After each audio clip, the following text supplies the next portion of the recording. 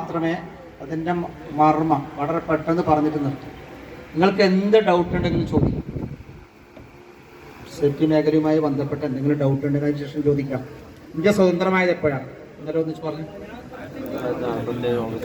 1947 August 15. ഇപ്പൊ സ്വതന്ത്ര ഇന്ത്യക്ക് എത്ര വയസ്സായി?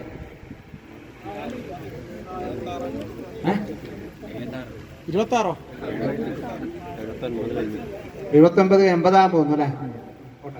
സ്വതന്ത്ര ഇന്ത്യയില് ഫുഡ് മേഖലയുമായി ബന്ധപ്പെട്ട് ആദ്യം വന്ന ആക്ടറിൽ സ്വതന്ത്ര ഇന്ത്യ നമ്മുടെ കയ്യിൽ കിട്ടിയതിന് ശേഷം ആദ്യമായി ഫുഡ് മേഖലയുമായി ബന്ധപ്പെട്ട ആക്ട് എന്താണെന്നറിയോ?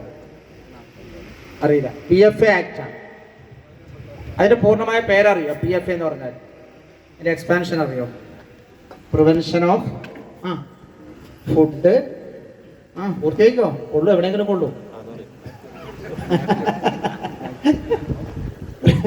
Prevention of food adulteration act, മായം ചേർക്കൽ നിരോധന നിയമം. ആ ആക്ട് പ്രകാരം കേവലം 1 വർഷം വരെയൊക്കെ നിങ്ങൾ ജയിലിലിടാനുള്ള വകുപ്പുണ്ട്. ഏത് ആക്ട് പ്രകാരം? പഴയ ആക്ട് പ്രകാരം. ഇപ്പോൾ നമ്മുടെ രാജ്യത്ത് ഓടിക്കൊണ്ടിരിക്കുന്ന ആക്ടിനെ കുറിച്ച് അറിയോ?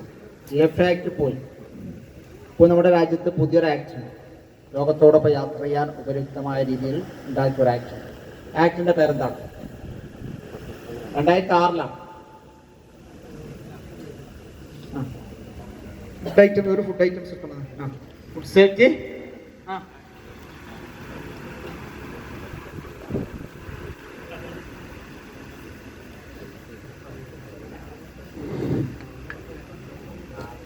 Food safety act 2006. ഈ ആക്ട് പ്രകാരം ഫുഡ് മേഖലയിൽ ബിസിനസ് ചെയ്യുന്ന എല്ലാവർക്കും എന്ത് വേണം? ഫുഡ് സേഫ്റ്റി ലൈസൻസ് വേണം. ലൈസൻസ് 3 തരത്തിലാണ്. ഒന്ന് രജിസ്ട്രേഷനാണ്. രജിസ്ട്രേഷൻ എന്ന് പറഞ്ഞാൽ നിങ്ങളുടെ ബിസിനസ് അപ് ടു 12 lakh 12 ലക്ഷം രൂപ വരെയാണ് ഒരു വർഷത്തെ നിങ്ങളെ കച്ചവടം ഉള്ളൂ എങ്കിൽ നിങ്ങൾക്ക് ഏത് മതി? പൂർത്തിയാക്ക്. ഭക്ഷണം കഴിച്ചിട്ട് വെച്ചേക്ക്. ബിരിയാണിയാണോ? അതാണ് പ്രോബ്ലം. നല്ല ചൂടുമാണ്, ബിരിയാണിയും ചൂടാണ്. അതുകൊണ്ട് ഉറങ്ങരുതേ. ഉറങ്ങിയാൽ പിന്നെ നിങ്ങൾ ഇവിടെ എൻ്റെ ക്ലാസ് എടുക്കേണ്ടത്. എന്താ പറഞ്ഞു വന്നത്? Safety certificate registration. എന്നോടൊപ്പം യാത്ര ചെയ്താലേ ഞാനിങ്ങനെ പറയൂ, എല്ലാത്തപ്പോഴും നിർത്തും. ഒന്ന് ലൈസൻസ് ആദ്യത്തെ രജിസ്ട്രേഷൻ അപ് ടു 12 lakh 12 ലക്ഷം രൂപ വരെയാണെങ്കിൽ രജിസ്ട്രേഷൻ മതി. ഒരു ദിവസം 3500 രൂപ വരെയൊക്കെ കച്ചവടമെങ്കിൽ എന്ത് മതി? ഒരു 3500 ആണെങ്കിൽ ഒരു മാസത്തേക്ക് 1 lakh ആവും. × 12 രജിസ്ട്രേഷൻ എന്താ വേണ്ടത് എടുക്കാൻ വേണ്ടിയിട്ട്? ഒന്ന് പഞ്ചായത്താണെങ്കിൽ പഞ്ചായത്ത് ലൈസൻസ്. പിന്നെ വേണ്ടത് ആധാർ കാർഡ്, പിന്നെ ഹെൽത്ത് കാർഡ്, മെഡിക്കൽ സർട്ടിഫിക്കറ്റ്, പിന്നെ നിങ്ങളുടെ ഒരു ഫോട്ടോ വേണം. രജിസ്ട്രേഷൻ. പിന്നെ നിങ്ങളുടെ ബിസിനസ് വെള്ളവുമായി ബന്ധപ്പെട്ട ബിസിനസ് ആണെങ്കിൽ വാട്ടർ അനാലിസിസ് റിപ്പോർട്ട് വേണം. ഈ 4 ഡോക്യുമെന്റ്സ് വെച്ച് നിങ്ങൾ അക്ഷയയിൽ പോയിട്ട് എന്ത് ചെയ്യാം? ഇനി സാധാരണ കടകളെ കുറിച്ചാണ് ഞാൻ മുനിസിപ്പൽ ലൈസൻസ് വേണമെന്ന് പറയും. പണ്ട് PFA ആക്ട് പ്രകാരം പഞ്ചായത്തോ മുനിസിപ്പൽ ലൈസൻസ് ഉള്ളവർക്ക് മാത്രമേ ലൈസൻസ് കൊടുക്കാറുള്ളൂ ഫുഡിന്റെ. ഈ ആക്ടിൽ അതല്ല. നിങ്ങൾ ബിസിനസ് ആവശ്യത്തിന് സാധനം വിൽക്കുന്നുണ്ടെങ്കിൽ എന്തെടുത്തിരിക്കണം? രജിസ്ട്രേഷനോ ലൈസൻസോ എടുത്തിരിക്കണം. അങ്ങനെ എടുത്തില്ല എങ്കിൽ നിങ്ങൾക്കെതിരെ കേസ് RTO കോടതിയിൽ ഫയൽ ചെയ്യും. അപ് ടു 10 lakh വരെ എന്ത് ചെയ്യേണ്ടി വരും? ഫൈൻ അടക്കേണ്ടത്. അടക്കേണ്ടത് എത്രയാണ്? 100 രൂപ. രജിസ്ട്രേഷൻകാരൻ അടക്കേണ്ടത് 100 രൂപയാണ്. ഇത് അടക്കാതെ കച്ചവടം വിത്തൗട്ട് ലൈസൻസിൽ കച്ചവടം ചെയ്താൽ food safety officer adjudication case RTO കോടതിയിൽ ഫയൽ ചെയ്യും. RTOക്ക് 10 lakh വരെ എന്ത് ചെയ്യാം? ഫൈൻ ഇടാം. ആദ്യകാലത്ത് 6 മാസം തടവുണ്ട്, അത് മാറ്റി. ഫോർ എക്സാമ്പിൾ, ഇതിന്റെ ഗൗരവം, നിങ്ങളുടെ അമ്മ രാവിലെ നിങ്ങൾക്ക് എല്ലാ ദിവസവും വീട്ടിൽ പോവോ? ഇവിടെ താമസമില്ല. ഇന്ന് രാവിലെ എന്താ കഴിച്ചത്? ഇങ്ങോട്ട് വാ. ദോശ. പിന്നെ കറി ഉണ്ടോ? പിന്നെ ചായ വന്നിട്ടില്ലേ? ഇത് 3 അമ്മ തന്നതല്ലേ?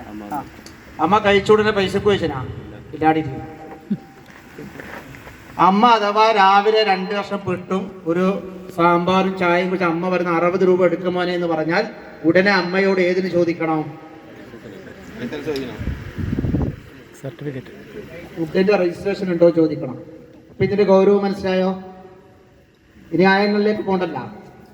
വിൽപ്പന ആവശ്യത്തിനാണ് ഈ സാധനം ഉണ്ടാക്കിയിട്ട് വിൽപ്പന നടത്തുന്നതെങ്കിൽ എന്ത് വേണം? ഫുഡിന്റെ രജിസ്ട്രേഷൻ വേണം. അമരാവ് യെസ്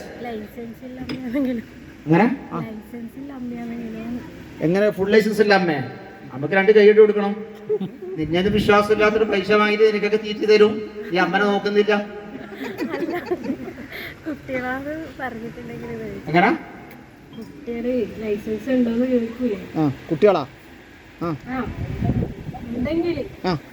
അമ്മക്ക് നിനക്ക് മാത്രം 3 ആൾക്ക് ഉണ്ടാക്കുന്ന ഭക്ഷണത്തിന് ലൈസൻസ് എടുത്തിട്ട് നിന്നോട് പൈസ വാങ്ങുന്നുണ്ടെങ്കിൽ നീ അമ്മയ്ക്കെതിരെ കളിക്കുന്നുണ്ട് എന്നല്ല അർത്ഥം. ഫോർ എക്സാമ്പിൾ നിങ്ങൾ അമ്മയാണ്.